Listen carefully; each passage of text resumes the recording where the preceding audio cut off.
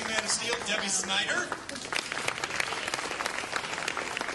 As Martha Kent, Diane Lane. As Jor-El, Russell Crowe. As Clark Kent, also Kal-El Superman, Henry Cavill. Director-producer Zack Snyder.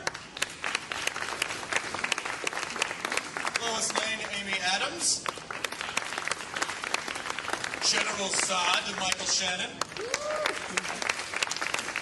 Theora Unchetrau. Writer David Goyer. And legendary composer Hans Zimmer. A massive torrent of applause from the press.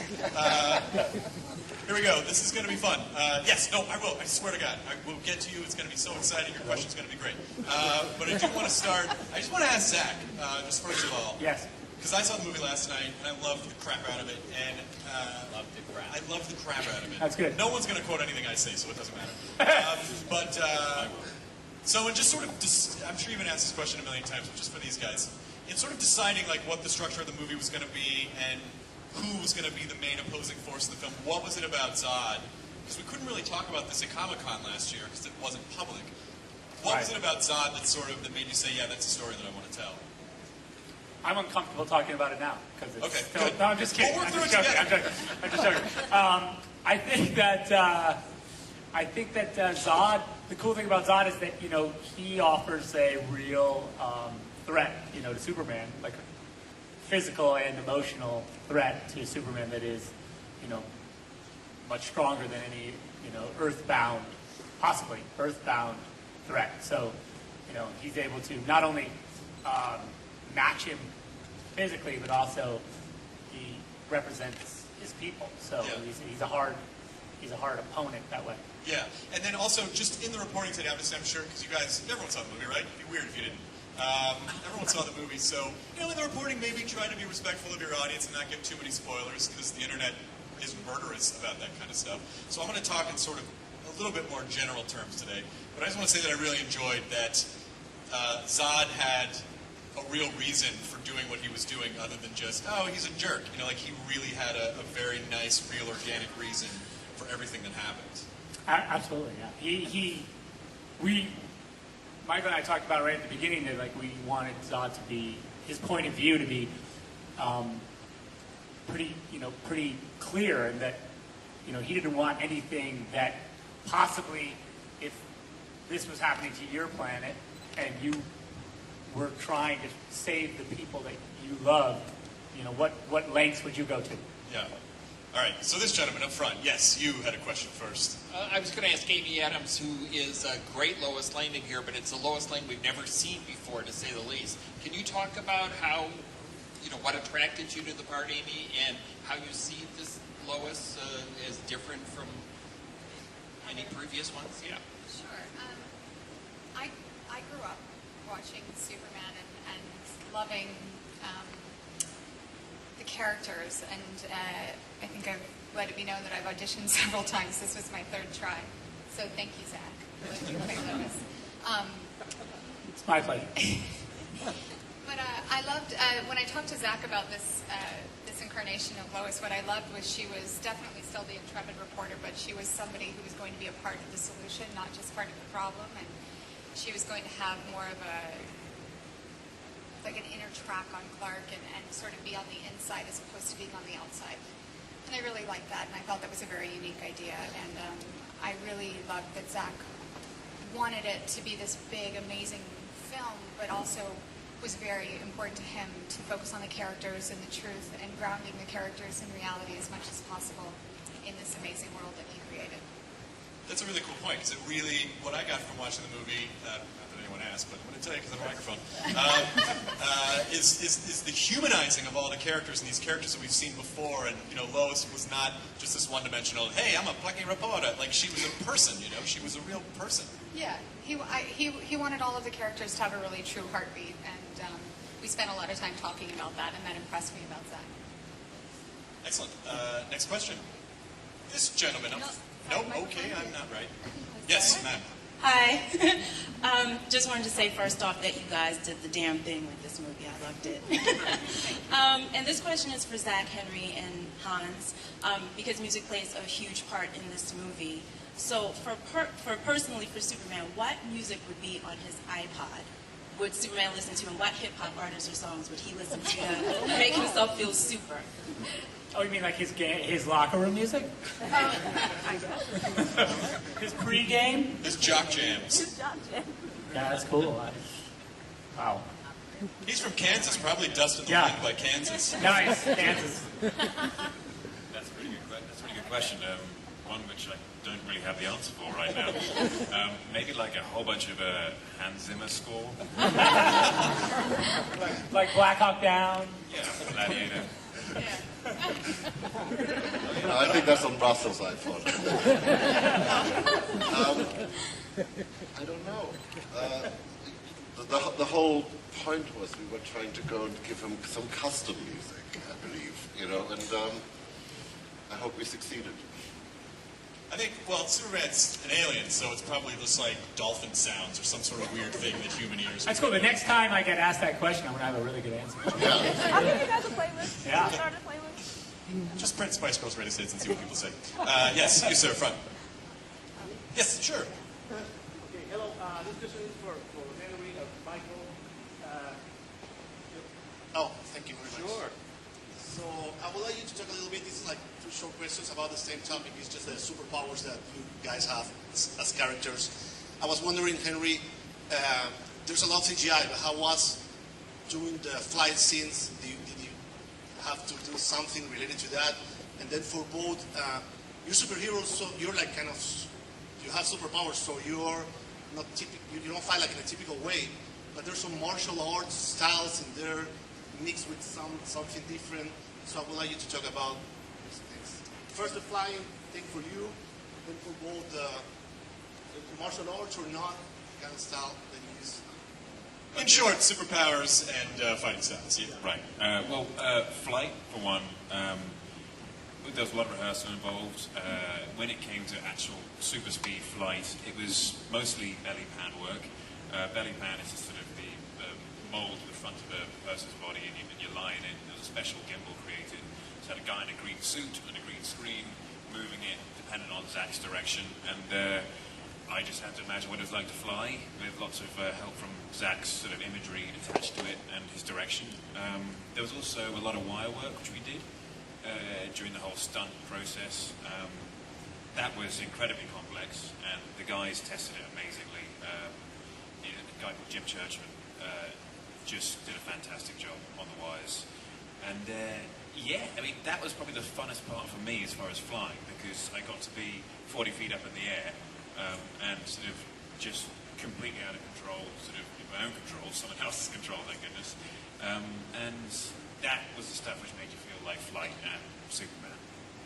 Michael, what about that? What about did you use like any martial arts? How was the style? It's mostly Krav Maga. No, I think the important thing to remember is on Krypton, Zod does not have any superpowers. He's just a general. He's been training for a long time, whooping butt for a long time there on Krypton. And then he comes to Earth, and he goes through a similar thing that Kal-El goes through when he comes to Earth. It's basically just acclimatizing to the environment. So. But yeah, I mean, Zod's been doing those moves since he was a little boy, probably. What about you, Angeles? Just in terms of, have you ever done a movie with heavy fighting sequences before? No, never before. That was probably the biggest movie I've done when it comes to action sequences. But yeah, it's almost like sort of like a dance. It's been choreographed like pretty much in any detail, and you rehearse this for hours and weeks and months, and then you stand in front of the camera. And it's quite amazing when everything comes together, the costume, makeup, and yeah, it's been an amazing moment. Well, you were great in the movie, and I think now... Thank you very much. Hey, I gotta see more of that lady. What is your question? This is for Henry. We use the word icon pretty loosely these days, but there's no questioning that this is an iconic character. Can you talk about, did you feel any sort of like responsibility playing Superman, and how did you find your way into the icon? Firstly, I don't think it's about finding my way into an icon. Playing an icon, you don't try and be an icon, because that defeats the purpose. The responsibility attached is enormous, and the realization that it actually really, really matters meant that I wanted to put the most amount of work into representing the character properly. And that especially applied when I was working out in the gym. When you feel like you can't push any harder, or you can't lift any more weight, you think, well, hold on a second, I've got to look like Superman. There's a whole bunch of people out there who are relying on me to be that superhero. And so it really helped to, push up those extra few reps and just, become that character. Does that help? I have a question about just the arc of the character, which is Clark spends his whole life, like you can't fight, you can't fight, you can't fight. And then all of a sudden he's in a situation where he has no choice. So what's going on? What do you think is going on with him mentally? How does he break through that? He broke through it in the period where he gets the sage advice from Jor-El. And it's then where he gets to really test himself. And when it comes to the fighting aspect, it's not really a matter of choice. You have to. And when it comes to characters like that, it's not, okay, now I've got to sort of change my thinking. You just respond accordingly. And that required fighting. Cool. Don't forget the first punch he throws is in defense of his mother, so it's not like it's kind of, I think if anyone was like... Instinctual. Yeah. Yeah, that's my mom. About to throttle your mom, you might... Don't touch my mom. You might throw a punch. Yeah, you'd beat the crap out of me. Who has the microphone next? Henry. Question for Henry. I don't think we've ever seen Kal-El or Clark this conflicted about his existential and who he is. Were any classic Superman materials helpful in exploring that? And I also wanted to ask Amy, I know your daughter's only 3, but what's a bigger deal to her, Superman or the Muppets? Mine's a quick answer. That would be, well, I don't know. She really liked Henry in the suit, I have to say. She did try to give him a little cheeky grab, which was very funny. She wanted to touch the suit, and she just happened to be at rear end height. She's going to kill me when she's older. So she reached out and gave it a little touch. But she's really into Miss Piggy right now. She just saw Me Party for the first time. So today she asked me if I was going to work with Miss Piggy. So, yes. I would say Muppets, but it's probably she's on the fence. Classic Superman material. As far as the conflict that he went through, or the journey, it wasn't about classic Superman material. There's a lot of different. Yeah, I know. Silence. And here comes the heat. Get ready to sweat, people.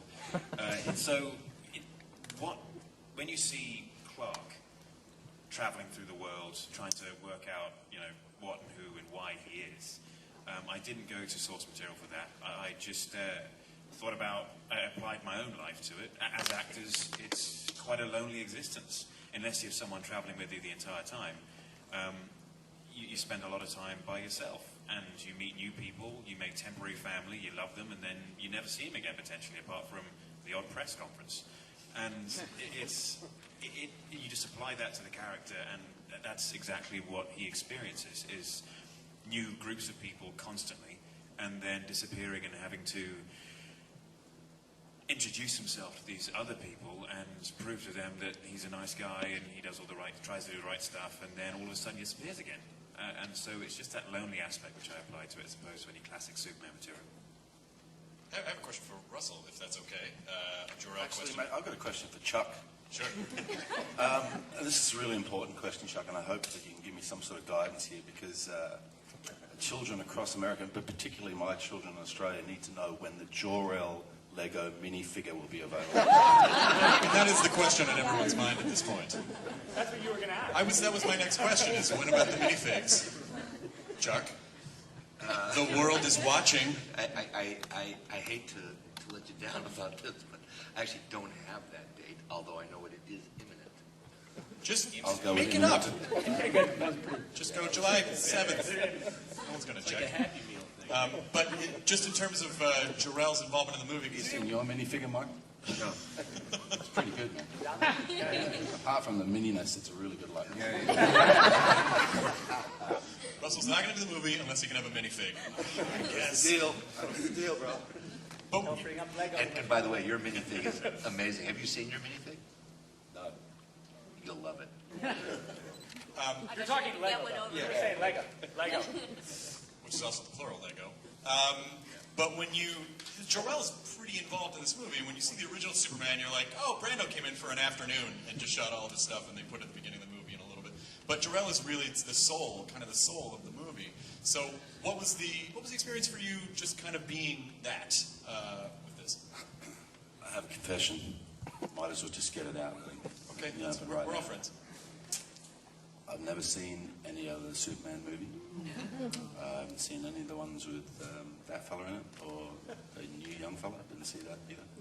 I don't have any references in terms of cinematic experience. The only Superman reference I have is the 1950s black and white TV show that was on TV after school when I was a kid. So I don't have anything to draw on. The simple thing for me is I read the script. I thought it was a complex and really cool story as in and of itself. And I thought the problems that Jor-El faced in terms of his decisions as a father was a very interesting thing to do. So that's why I got involved. Cool. Who has the microphone? I know you have a question, but I have to get a microphone to you. Yes, sir. Hello. For Zack and for David, you both have adapted superhero or comic books before into films. Could you talk about the challenges of taking on the Superman franchise and also your decision to not include Lex Luthor as a character in this first film? David, go ahead. Look, it's a huge challenge. I remember, 5 or 6 years ago, someone asking me at a Batman junket whether or not I'd ever want to do Superman. And at the time, I said no.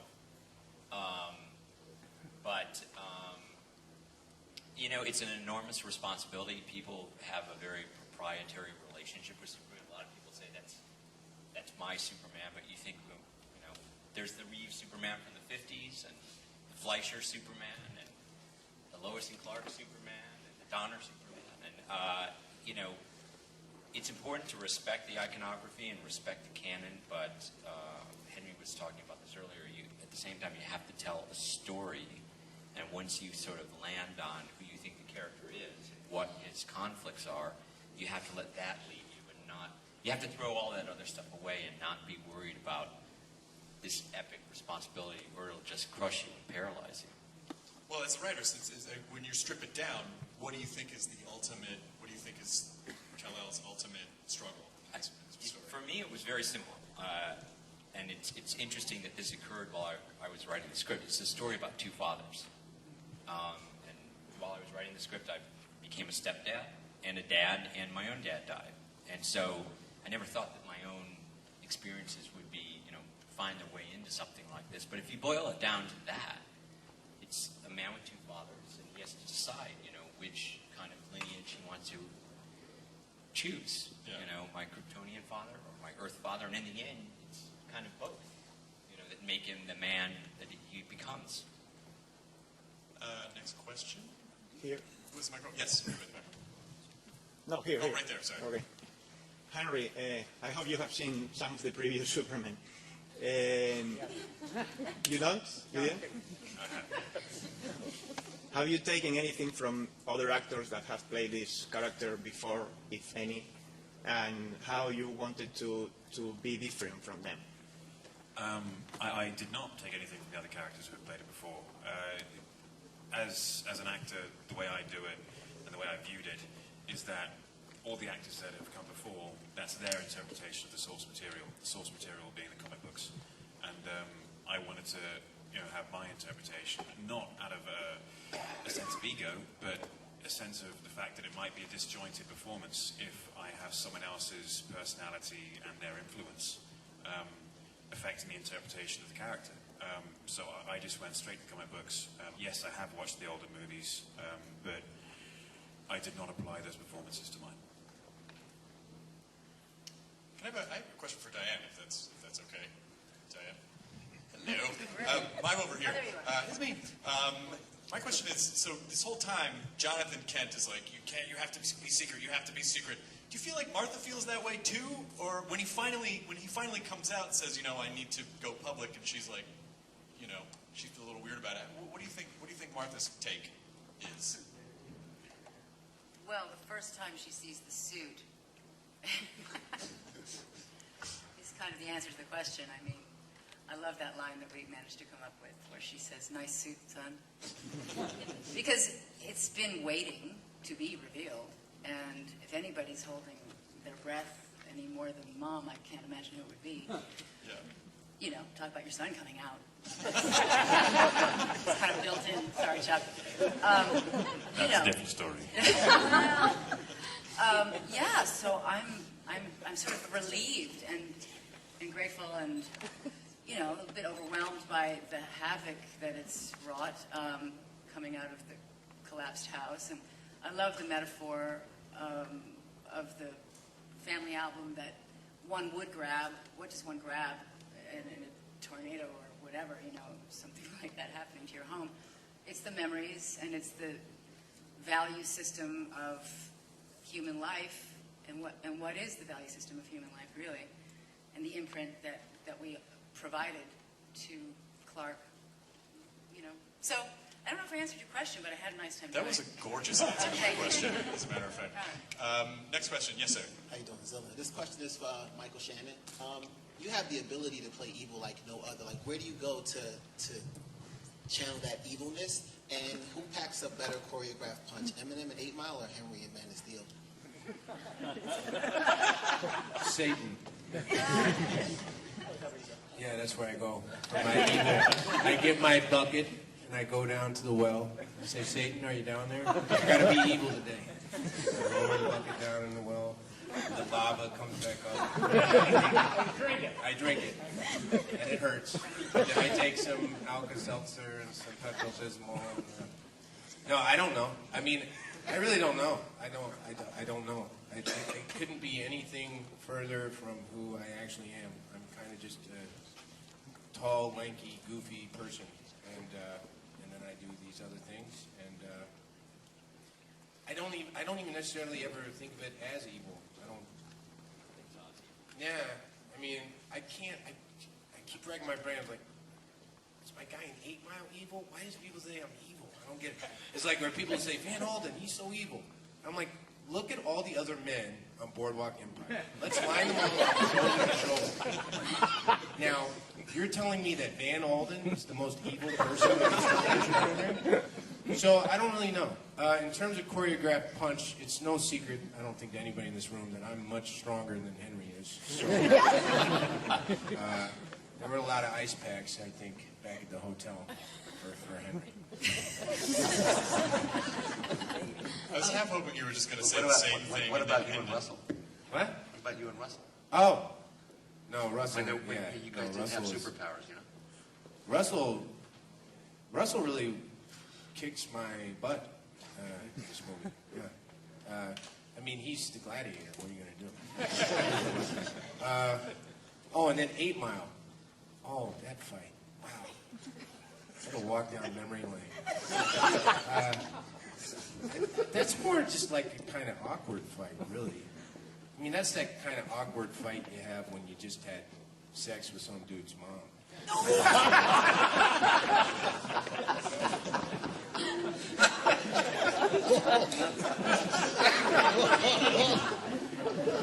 I'd say that was reasonably answered. Yeah. Are we moving on yet? At the end of that, you should have just made unbreaking eye contact with him. You just had sex with someone. Well, yeah, but the lasers might start coming out. Who has the microphone? Oh, yes, you, ma'am. Hi, for Russell and Diane. You play such convincing and really heartfelt parents in this different, places, different times. But what did you go to within each of you, your own parental skills, your own feelings about your children, to get to that point? Because I really felt it from both of you, the love and the care and the concern for Clark.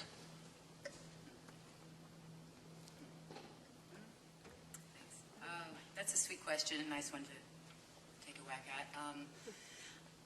Well, I think in some ways you answered it really well because it's a hybrid of many things, but certainly once you're a parent, it informs everything you do. And this is such a unique scenario, having an alien come into your barn and raise it, and happens to be a very beautiful human specimen that actually is got a lot of other things going on. And, the challenge and the backstory that Zack and Kevin and I really enjoyed discussing, which was not part of the script, is imagining what it would be like to temper a young person's attitude adjustment that's required in the rearing of children when they have the powers that Clark has. So, it was fun having those conversations, and you can fill in the blanks, and maybe there'll be some funny ones written for future story plots. But I feel that the love that one has for once you fall in love with a being that needs you, you imprint and you want it to represent your belief system. And how does that manifest? And what is sacred to you? And that winds up being conveyed eventually when you're not even there to see it. That's the hope of parenthood. So, A for effort, and got a couple. there you go. I had a very interesting experience being a father on this movie. I think Zack employed 4 babies as the recently born Kal-El. And unlike in my own experience as a father of 2, I've managed to dodge all the piss and the poo, even though I'm pretty slick with a nappy. But on this movie, I got farted on first. That was okay. Pissed on, that was a little inconvenient. Then the topic happened. Under those hot lights. It was after lunch, to be expected. And I got a handful of the essential Kryptonian material. So I learned a lot. I had new experiences as a parent on this movie that I hadn't previously had. So thank you, Zack. I just want to, add to the tapestry of your life as best I can. So, for Mr. Snyder and Mr. Goyer, one of the very simple sources of beauty in this film for me was the nonlinear narrative. I'm curious if you could talk about when that came across and how you decided to go that route.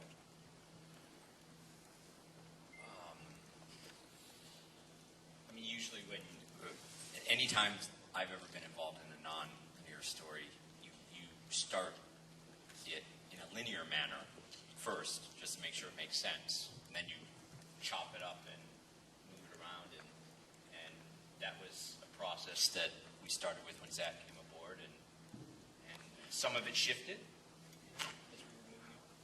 Yeah, I think that it's a cool way to, you're with Clark and he's making his way, and you're sort of getting these cool little insights into the why of him, and I think it's just fun to do it in a way that, rather than when he's facing a decision, you get to see the why of what made him make those decisions, and sort of presenting it in that way, I think, allows to keep the momentum of the story going, and it also, you get an insight into, the man, I think in a way that is interesting, and it serves the movie in a really fun way too, I think. And also I think it was arresting to go from the craft impacting in Kansas to boom, 33 years later, and he's on a crab boat, and just sort of, playing with people's expectations, I guess. Sure. I want to throw a question at Debbie and Chuck, which is, so just talking before about babies, this movie was basically your guys' baby. So how do you bring something of this magnitude, with 75 years behind, how do you bring this to life, and how do you maintain it and make sure that you stay true to the vision that you guys have for it? Well, I think when you start thinking about the magnitude of who this character is and how big it is and how big the responsibility is, you could really get yourself like paralyzed. So what you have to do is just break it down piece by piece and just look at it as the process. I mean, first it was getting the story right. And, you know, at its core, I think Superman has been around for 75 years because of the story. And then it's just about, you know, day to day, seeing what task is at hand and, you know, choosing the right people to bring Zack's vision of it, you know, to life. And, you know, casting these wonderful people, the right people to bring these characters, to make them alive. You know, choosing the right composer to make the music as powerful and moving as it should be. And I think you just have to look at it day by day and piece by piece. Obviously, a lot of what Debbie says holds true for me as well. You know, when I was fortunate that there was already an existing draft of the screenplay when I was asked to join the process, and was very, you know, excited about the potential. I mean, excited because of the challenge, and you know, a bit scared because of the challenge. But those are the great, you know, that scaredness, or you know, that is what makes something worth doing. And we were really blessed that we had a, you know, it doesn't happen all the time that everybody's got the exact same vision of what we're trying to accomplish. And really, you know, the vision that we followed, which ultimately was Zack's, was in concert with everybody who was working on the movie. And so it was a really a great process. And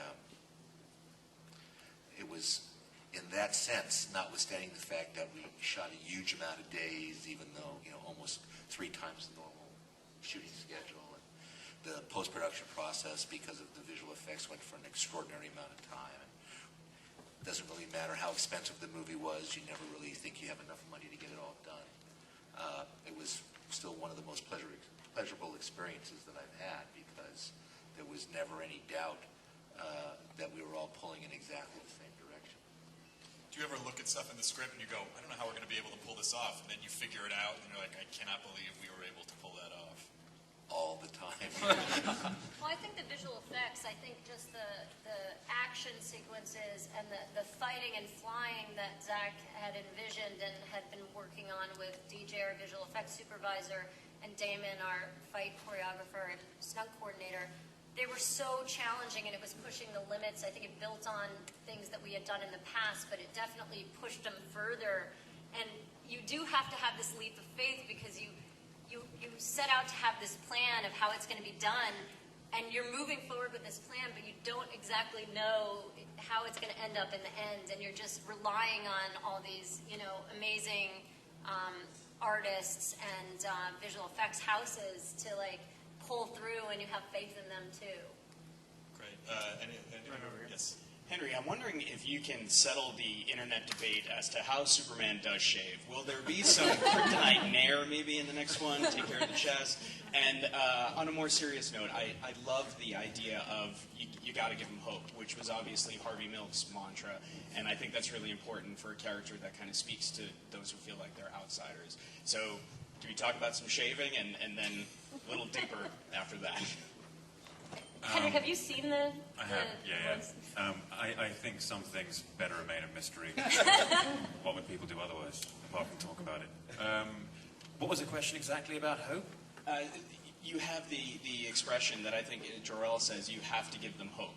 And Harvey Milk's expression, his mantra was, you got to give them hope. You got to give them hope. And I feel like for a character like Superman kind of speaks to the outsider, speaks to the kid who doesn't really fit in, the one who's being picked on for whatever reason. And I really appreciated that kind of connection.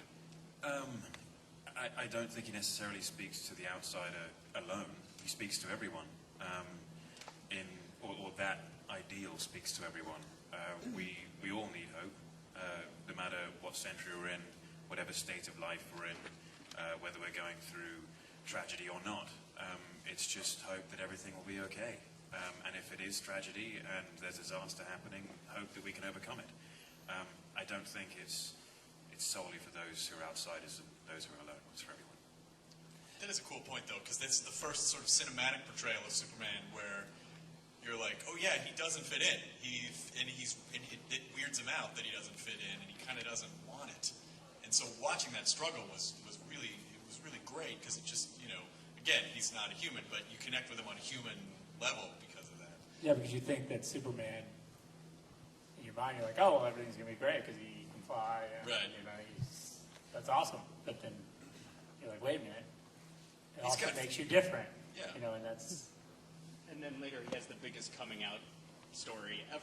Right. Superman's Super subtle. Yes, sir. Yes. Hi, everybody. Terrific film. I will go back to see it again. Somebody mentioned earlier that there was no mention of Lex Luthor. I'm pretty sure I saw a pretty strong Lex Luthor reference. Well, I think that what we were going to say, what I was going to say about Lex Luthor was that, because there's a kryptonite question too that floats around, the Lex Luthor question, and I said, someone asked me like, well, there's no kryptonite, no Lex Luthor. I said, well, okay, within the parameters of this story, there's no kryptonite or Lex Luthor, but that's not to say that. A funny little reference. No, We won't reveal it. they don't exist in the world. That's another question. That's an entirely different question. Thank you. My question is this. We keep hearing the term Zack's vision. I'm really curious. We've been hearing about this movie for a long time. You've been wanting to do it. What were the magic words you said to get this gig? What was your vision that you sold? What happened? Get it made. Oh, kickback, I think was. How did you present it? I don't know. I think that, my first, Debbie and I went and had lunch with Chris and Emma, and we talked about this Superman project. I remember actually the first time when we were setting the meeting, it was like, hey, you guys want to have lunch? And if we talk about Superman, is that weird? And we thought, okay, no, Superman's cool. I mean, I was worried about Superman, honestly, as a project, just because it's a thing I was interested in, but then on the other hand was scared of, because Superman is Superman, and it's a lot of. It seemed at the time like a lot of work to make work. Though I will say that when I read David's script, and after talking to Chris, I will say that sort of I think it was. There was no fear in the script, in the idea. The idea was very straightforward and very confident. And I think that's what gave me this feeling of confidence that I felt like I could, there is a thing in there to make cool. There is a thing in there that I'm interested in, and maybe I need to just let go of the fear of this icon that, because I do like Superman as a character, and I have followed him throughout the years, and the fear for me was that could I honor what he's been or what he has the potential to be, maybe, and I think David did an amazing job with the script, and that was in there. We just had to go after it, and so I think the vision was just this sort of unapologetic Superman movie that we wanted to make. We didn't need to. I felt like in the recent past, people have been apologizing for Superman a little bit, for his costume, for his origins, for his, I don't know, the way he fits in society. And we really wanted to just say, no, this is the mythology, this is how it is, and it's supposed to be this way. And I think that's kind of the movie we made. We wanted to, enshrine him where he belongs. And whether or not that's, making it too important, I don't know. But it was the way we wanted to do it, so it was fun. It was fun to do. I think we have time for one more question. So it better be good. The music on this film is so terrific, and I love the wondered if you, Zack, and Thank you. I Hans worked on it really hard. No, I could didn't. talk about your collaboration, how you came up with this score. Exactly. I brought a guitar one day, and then I broke it because I can't play a guitar. No, Hans. The only thing I'll say before I let Hans talk is that before we began working on the music, I got questions about the music. You know, like from early, once we announced that we were going to make the movie, you know, you get on the phone and you think you're going to talk about, oh, you're making a Superman movie, that's great. You know, what's your take, blah, blah, blah. It was, are you going to use the music from the other film, from the John Williams score? I was like, oh, God, we haven't shot a frame of film. I don't know that. But that's how we knew that music was out there and that it's a strong piece of music. But because our philosophy, of course, was we wanted to act as if no films had ever been made. We wanted to act as if we had found these comic books under our bed and said, hey, this would be a cool movie. We should make this Superman into a movie. Because we had sort of taken that point of view, there was no cherry picking of stuff. You couldn't go, hey, it'd be cool if we just borrowed these couple little things. That's fine, right? So we knew that it was going to be, everything was going to be from zero.